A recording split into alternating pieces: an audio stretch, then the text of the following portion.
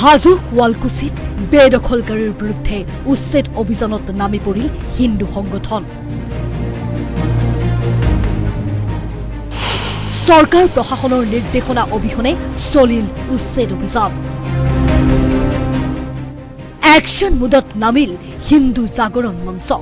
বেদখলকাৰীৰ ঘৰ ভাঙি জ্বলাই দিলে সংগঠনটোৱে।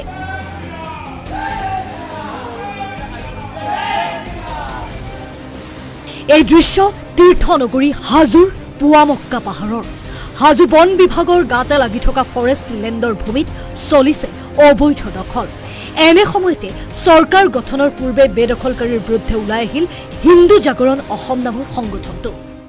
হিন্দু জাগৰণ অসম উত্তৰকামৰূপ জিলাৰ তৰফৰ পৰা নিশ্চয় আজি আমি কিছু নিজাববীয়াকৈ আমি উচ্ছেদ অভিযান নচলাওঁ। নাই এইবাৰ পৰা আমি নিজে কৰিম। প্ৰশাসনে কিমান চাব আৰু তেওঁলোকতো 7 দিনৰ সময়ত তেওঁলোকক সময়সীমা বান্ধি দিছোঁ যদি নকৰে।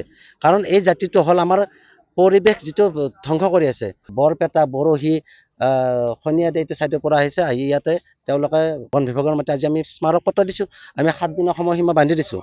পুৱামক্কা পাহাৰৰ দাঁতিত অৰ্থাৎ বন বিভাগৰ কাৰ্যালয়ৰ সমীপত চলা বেদখলকাৰীৰ বিৰুদ্ধে প্ৰশাসনলৈ বাট নাচাই হাতে কামে নামি পৰিল সংগঠনটো। একাংশ সন্দেহজনক লোকৰ ঘৰ ভাঙি চিঙি চুৰমাৰ কৰাৰ লগতে জ্বলাই দিলে সংগঠনটোৱে। বেদখলকাৰীক 7 দিনৰ চৰম সময়সীমা সংগঠনটোৰ নেতৃত্বৰ।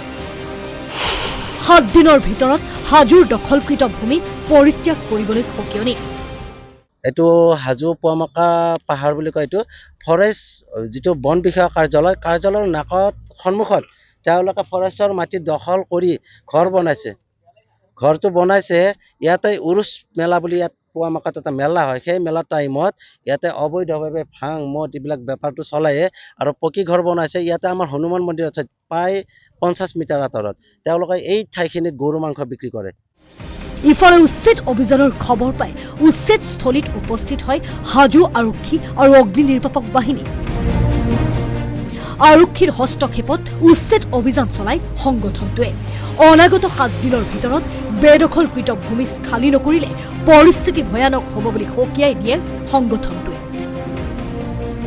হাজোৰ পৰা ভিডিঅ' জাৰ্নেলিষ্ট চিন্তুৰ সহযোগত বিশ্বজিৎ দাসৰ ৰিপৰ্ট, আসাম টক্স।